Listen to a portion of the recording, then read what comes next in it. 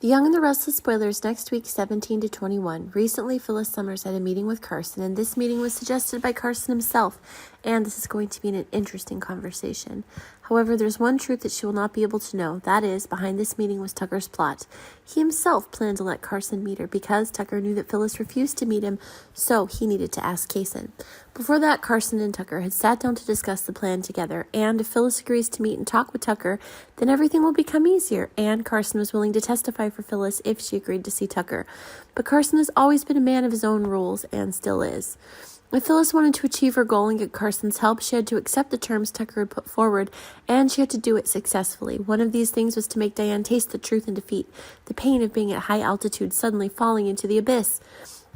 Honestly, Phyllis didn't hate Diane this much. In her heart, she didn't want to do this.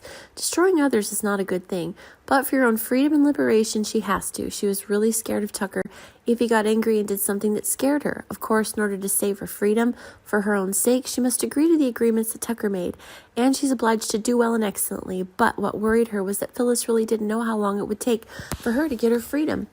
At the place where she was released from prison, there was a plan in place.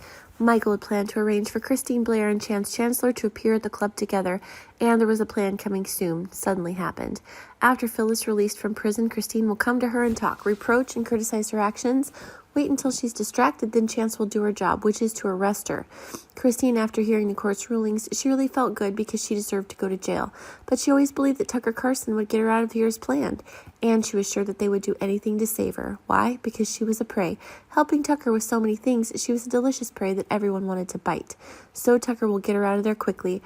Tucker really loves Ashley. She feels it herself. She herself knew that Tucker was a scheming, cunning person, but she still stabbed her head in. But being a smart woman, she didn't put her trust in him.